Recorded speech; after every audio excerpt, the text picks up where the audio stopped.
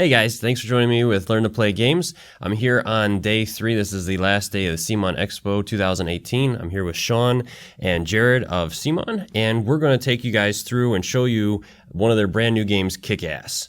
So, Jared, can you tell me a little bit about what this game is? Yeah, so Kick-Ass the board game is based on the comic by Mark Millar and John Romita Jr. Okay. And we took the comics and we wanted to make the most authentic board game we could out of it. Okay. So that means capturing all the aspects of the comic. So it's the comic itself is very interesting compared to a normal superhero comic. Okay. Because what's happening is these are quote unquote regular people who have decided to take action to clean up their city. You know, they're done with it. Yeah. We need to figure this out. So again, so you've got this one thing where it's not on this global scale, right? So you have Spider-Man, he takes care of New York City, but he's also goes to space.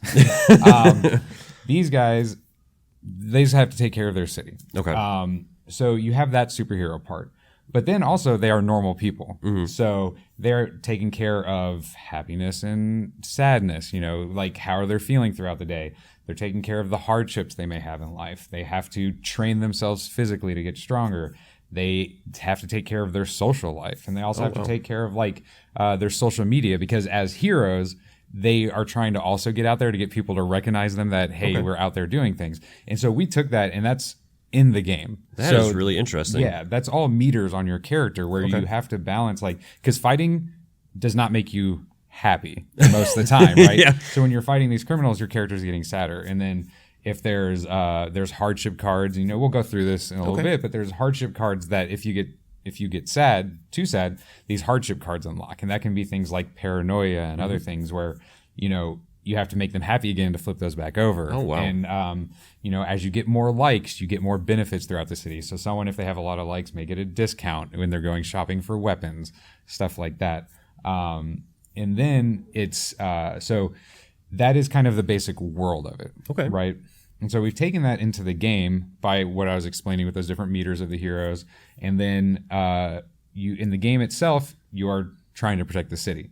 So you have different events that are going on throughout gameplay that are triggering certain things from happening. Most of the time you'll be adding, you know, these minions that are all over the board. Sometimes you'll get these kind of mini bosses. All right. And ultimately you're trying to control the chaos that is happening. Okay. So in this case, you see there's lots of space filled up, but more and more minions are coming out. Every round there's spawning minions, but you're also dealing with these different events that kind of affect how they play. But like in this case, you know, these minions are filling up these spaces. If you can't put a minion in a space, they go to the next one. And if you can't put them there, they go to this one, and then they go to City Hall. Ultimately, once City Hall is filled, the game's over. Okay. So before that happens, you're trying to hunt out the villain that you've picked. Okay. So as in any good comic, there is a rogues gallery of bad guys. Okay. Kind of down to earth, but you know, not quite. It's still a comic. So the one that's kind of the starter mission in a sense is Red Mist. You know, the kind of the villain of Kick-Ass. And what happens with him specifically is, you know, while you're doing these events, you need to complete a certain number, and then the Red Mist will come out. So there's these event cards, but then there's also a specific plot decks for your villains. So when Red Mist comes out, it actually changes the way you're playing the game at that point, because he's a coward in the lower form of him. So what happens then, you start putting out tokens where he's hiding. So then you're trying to complete his events to reveal these tokens and hunt him down and ultimately have the final battle with him. Cool. So that's kind of the broad overview of it. Sure. But ultimately, you just need to manage the city by going around and fighting, but also managing your daily lives. And then trying to hunt down whatever villain you pick. Now, like I said with Red Mist, his is a kind of hide and seek, if you will, but other villains are completely different. There's one that will add like some face down cards to the side that actually kind of create a new piece of the board. Okay, so it changes the ultimate showdown some of the game based on the villain you choose too. That's nice. Yeah, so it actually, you know, it's not the same thing every time. You've got that initial phase at the beginning going through the events, and but that villain does flavor the way the game plays. And with that, since we're all playing the heroes, it's fully cooperative. Awesome. There is no take that. In fact, the turn structure is so well designed for that there's not really like your turn, my turn, Sean's turn. Okay. It is we all sit on our turn and we go, what do we need to do as a group, right? So I may say, I've been doing too much. My character is getting like too unhappy, right? So I need to go to Central Park and just spend some time at Central Park. You could either like work out or just become happy, like rest and do something like that. But it's like you have to check in with your group because it's like, so can you guys go handle these guys on Wall Street? Because so it's like there's such a good group dynamic that you get that truly feels like you're these group of vigilantes that are just like real life real life people who have to deal with their everyday problems. And I think that for me, having that very open turn structure for the heroes, I mean, there is specific steps to the turns, right? Yeah. But that open of like, it's not just your turn. Yeah. Because once we all talk and decide, we put our cards face down and then reveal them. Okay. But there's never really any reason that you would be like tricking us. Exactly. But it just feels right. Sounds like it's really cool. So let's go ahead and take a closer look at all these really cool components. They've got all these nice figures and minis out here. So let's go ahead and take a look at that, and they can take us through the board and all those different features. You guys can get a closer look at this really cool game. So you can see here the board. It's a prototype board, so not fully completed components, but much of the art is pretty much what you're going to see with the final board. And we've got the map of New York City with different districts and locations in those districts. So you can see one of the big features of the game is this overwhelming sense that you're getting overrun with these minions. And so as the different locations fill up, you'll follow these arrows. So when I have to put a new minion in the library, I'll follow that arrow. If there's no free space for it, we'll go to Wall Street. There's no free space for that, we might end up at City Hall. And if City Hall fills up with minions, we immediately lose the game.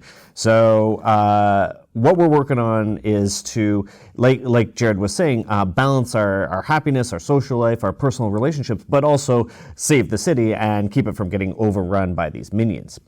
Some of the different locations, all of the different locations on the board have a special activation bonus. So like if we spend time there, we're going to get some benefit for being there. So Wall Street, for example, you spend time there, you might lose a little happiness because you're working your day job, but you're going to make a little bit of money.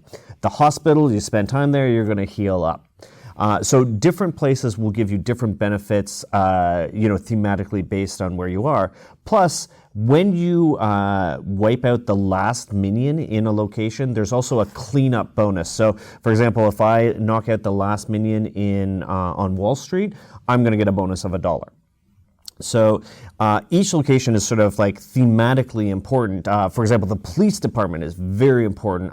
Throughout the course of the game, you're going to be able to use that location to completely clear out another location of all of its minions at the cost of $3. You bribe the police, they're going to do some work for you. You donate.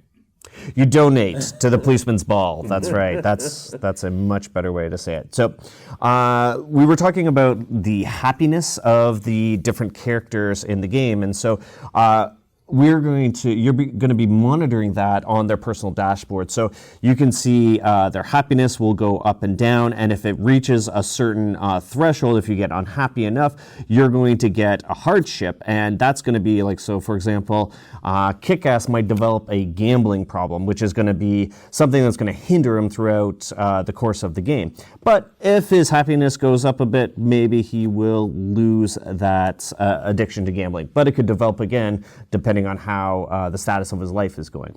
Your strength is going to fluctuate, and your social media presence is going to fluctuate. So if you get to be world famous, there is a famous card, which is just a super powerful card that is going to help you throughout the course of the game. So if you can get famous enough, that's something that's going to help you. So each of the heroes start with a deck of 5 standard cards, and you can see It's got the characters card on the back of it, and they're pretty weak starting cards. They're gonna allow you to spend time in different areas, do a little bit of fighting, move around the city a little bit. But at the end of each round, you're going to get the opportunity. There's going to be blue cards, which relate to your personal life, and red cards, which allow you to do your superhero business, kicking butt. Yeah. Kicking butt. Yeah. And so you're going to be able to upgrade the cards in your hand. And just like when you take a turn action and everybody discusses what action they're going to take, these upgrade cards is kind of a communal decision as to who needs what. Maybe like Kick-Ass starts with 4 cards that deal with his personal life and 1 card that allows him to fight. So maybe he wants to start off by getting a new fighting card. Somebody else may want one of these cards that's going to make them, bring them more happiness or more money or something like that. So it just depends on what your personal needs are and what's best for the group. Right.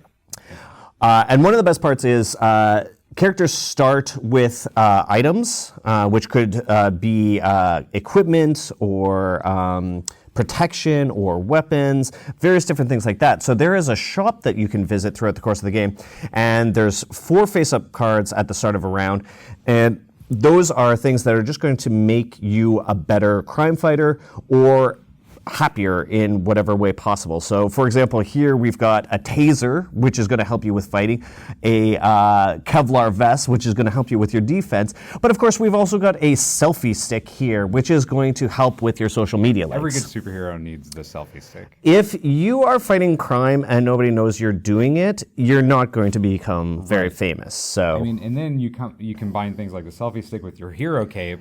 Yes. And it's next level. You look good while you're doing good, and that is a good... Yeah, so in what's interesting, all the cards kind of function differently. Some you will slot actually in these item slots. So for instance, like the Kevlar vest would go in on your body slot.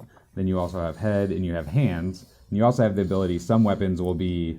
Now, Kevlar vest obviously isn't a weapon, but there's some weapons are dual wield. But if they're non-equipable weapons, you can set them to the side. So things like your selfie stick don't take up a slot as a weapon, but it would just be off to the side, and you can tap it once per round to get that like. Yeah. Kind of same with in the cape in the sense too is, again, in a backpack. But this one, every time you fight, you get a like. So they're all pretty unique and can kind of really vary how you're playing that character. And just work thematically. Like, I mean, the selfie stick gets you likes, the cape gets you likes because people see you doing that fighting action. You're just you're looking good in that cape. You're just a more flashy superhero. So, like any good cooperative game, this one is tough. You will get that overwhelming sense of having to deal with a whole bunch of minions taking over the city, but at the same time, you will have your own personal problems that you have to deal with, and if you ignore those, you're not going to be an effective crime fighter. So it really balances the superhero aspect with the hot mess of your life that you have to take care of. We didn't mention the rule book. Not yet. I was going to get to the point. So earlier you kind of mentioned the art is mostly final. Yeah. One of the great things about this is it's got both new and classic art from John Romita Jr. from the comics. One of the cool things is, as I mentioned, where we wanted to be as true to the experience of being a comic book game is we wanted to make the rulebook comic-like, right? So there are these comic panel sections that are it's Kick-Ass learning the Kick-Ass game. That's really cool. And it is kind of walking you through certain turns. So we wanted every part of this to be part of the experience. Even the rulebook itself is something that's really cool. So all that rulebook art is new, but then the cards that you see, that's John Romita Jr. And what's great is that they working with them to make this game has been fantastic because they are as excited for we are to see this come to life and be as true to the book. So it's been a really great partnership to do that. Yeah. It's a game that while you feel like you're a superhero, while you feel like you're an ordinary person, it never loses its sense of humor, which I think is a really important thing. And it rings true to the sense of humor of the comic book. So speaking, since it we bring up comic books a lot, and I kind of mentioned this earlier, comics are about story, right? So it's not just about you walking around the board and beating people up, Right. Although that is a large part of it, Yes. because it is Kick-Ass, Yes. the board game. But you have these events that happen. So these event cards are revealed throughout the game. Yep. And they will move down the track and as they move down the track, it's closer to failure. So what happens here, so in this case, I'm going to have to kind of turn it around so I can read it really quick. So this is not Karate Kid. Yeah. And in this one, you spawn 2 super minions at the docks. Heroes can only fight in the docks with gang up. So what that means is you've got our normal minions here. A normal minion has 1 armor and can deal 1 damage. That's what they do. That means you need to be able to they have 1 hit point, and 1 damage. So if you hit them once, they're dead, but they're always going to deal their damage back to the heroes. Unless there's some way to mitigate it. Yeah. So in other cases, there will be some little bases that you can put on these guys that indicates they're a super minion. So in that card, they would be at the docks, which is up here. So if we had some super minions up here, they'd be 2/2. They'd be 2 damage, 2 health. On top of that, there's this gang up ability, which again is really part of that book where the comic where these heroes, these normal people, started coming together as superheroes. What happens is in a gang up, you actually combine your attacks. So in this case, Sean and I would roll our dice. Let's just say, I had 2 red and he had a red and a blue. And we'll kind of explain what these dice do. So if we roll. Oh, nice. Oh, 3 hits. So in this case, there would be 3 hits from us. This blue dice, which is showing nothing right now, is a defense dice. So what's going to happen in combat, it's very simple because only we are rolling dice. And these minions are just always doing their base damage. So let's say we went ahead and did this. So together, we were able to deal 3 damage, which would knock out 1 of the minions. Now, both of those minions are attacking us, though, so it's 4 damage. And then going back to the cooperative part, we have decreased it by 3, so we can decide based on how we feel. 2, 3. Yeah. Yeah. Yeah. So from 4 to 3. And based on that, we can decide who's taking that damage split up how we want. So let's say Hit Girl is down to 2 hit points, and, Kick-Ass is still at max. Kick-Ass may say, I'm just going to take this all on myself this time, right? And that's a really cool experience to make it feel like, I don't feel like I have to take this. It's like, we need to do what's best for the group. Yeah. But again, that event adds those extra layers of like, okay, the docks, there's something going down. We all need to be there to do it. Yeah. And so in this case, once you clean up the docks, if you clean up the docks, you would get the green square, which this means that this track up here, which is the incoming track. So as I mentioned earlier, there's spawning of minions every round. As this goes up, that's indicating the number of minions you're spawning. And because the cards themselves, will